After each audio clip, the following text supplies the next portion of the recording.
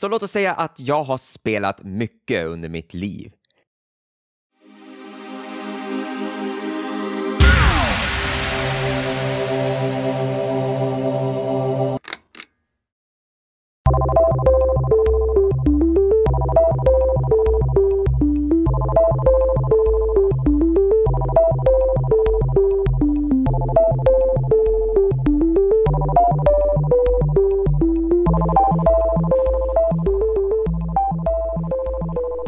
För några år sedan så gjorde jag en recension på den här kontrollen 8BitDo SN30 Pro Plus och har påstått att detta är det bästa kontrollen som jag har spelat med. Den är ju designat som ett Super Nintendo-kontroll med mera funktioner så att det ska funka att köra på Nintendo Switch. Och det bästa med detta är att man kan spela på de gamla spel som till exempel Super Nintendo-spel. Och den är också bäst när du kör på de nya, modernare spel. Och förra gången när jag pratade om just den här kontrollen så hade jag inte testat den officiella Pro-kontrollen som Nintendo har. Men nu är det så att jag har testat det eftersom att min kompis har den kontrollen. Och jag kan säga att efter jag har använt den kontrollen så ska jag säga att det här är den kontrollen man ska ha. För den är ju bekväm för att spela framför TV och den har ju riktiga axelknappar och äkta HD-skak. Så jag kan säga att den kontrollen är ju bra. Men priset är en stor fråga. Så därför är detta kontroller ett bra alternativ till Nintendo Switch. För det kostar ju mindre än den officiella kontrollen har och så har den mer funktioner som inte Nintendo har. Som att du kan koppla till vilken enhet som helst än bara på Switch som PC, Mac, Android och Raspberry Pi. Det var först med att konfigurera kontrollknappar i Switch och den har en innoverad laddningsbara batteri där du kan byta ut den mot en riktig AA-batterier. Men nu, sen efter jag har gjort recensionen, så släppte ju 8BitDo ett ny uppgraderat kontroll. Och efter jag har haft det här i 3 år och den har ju faktiskt blivit sliten, ni ser ju faktiskt alltså att självaste gummi har ju som skrapats bort. Så passar jag på och skaffade det. Så här har ni det, 8BitDo Pro 2. Ja, de har nämligen droppat det här namnet SN30. Jag vet inte varför. Och då är ni nyfikna hur jag tycker om det. Är detta bättre än den förra modellen? Det ska vi reda ut. Detta är den andra modellen av SN30 Pro-kontroll och allting är likadant som det förra. Knappar, styrspak, analoga axlar, gyro för rörelse och 2 extra knappar på sidan som används som hem- och skärmdump till Switch. Du kan även konfigurera knappar på 8BitDo Ultimate Software på dator. Men nu med detta kan du också göra det i mobilen trådlös. Så nu kan du konfigurera kontrollen på vift utan att ha en dator i närheten. På mitten sitter en knapp med 3 lampor och det är profiler. Den här gången kan du spara det du har konfigurerat i 3 olika profiler där du kan komma lätt till dem som du har konfigurerat. Och om den är släckt så är kontrollen det som det är. Du kan koppla till enheter som Switch, PC, Mac, Android och Raspberry Pi. Med det gamla så var det så att för att koppla till det så måste man trycka på en viss knapp för att ge ett kommand till enheter. Men nu behöver man inte det, för de har en switch på baksida där du kan enkelt ställa in det till den enhet du vill koppla till. Men nu till det som den förra modellen inte har och generellt inte Switch-kontrollen har är de här 2 knappar på baksidan.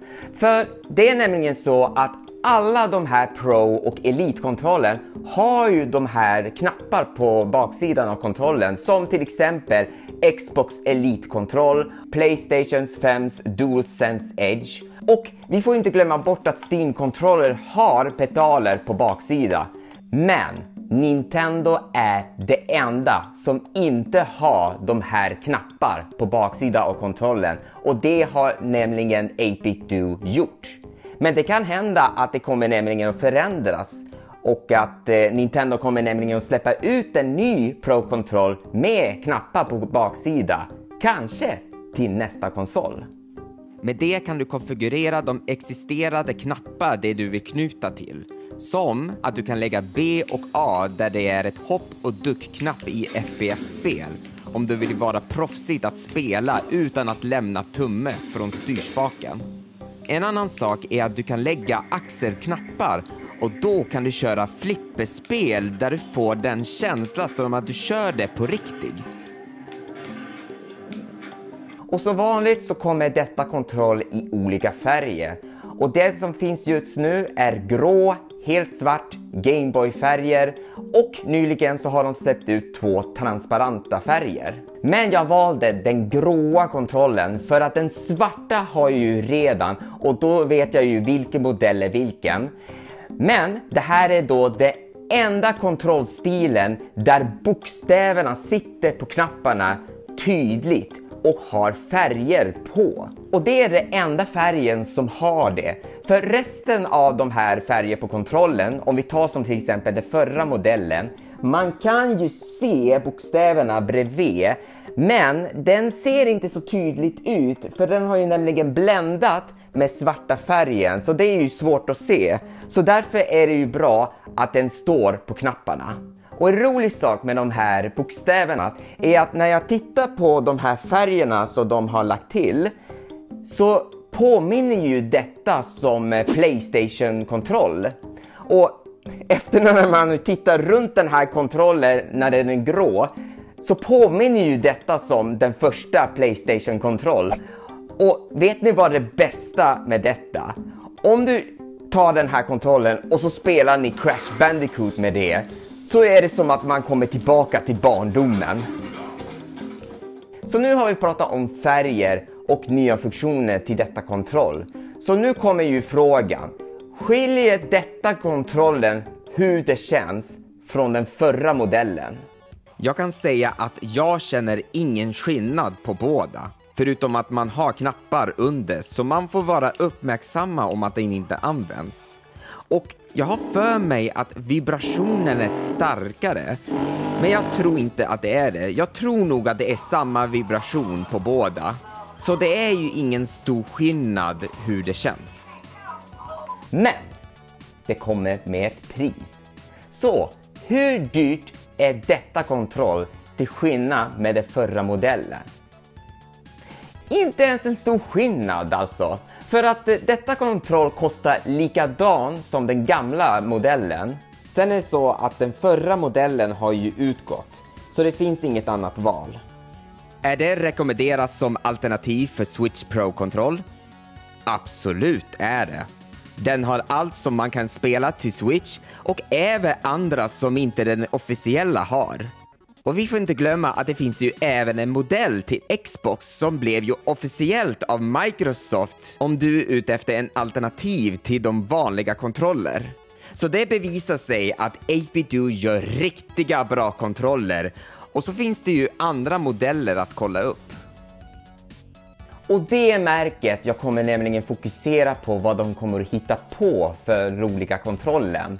Så det är min recension, och jag vet inte hur jag ska avsluta detta video.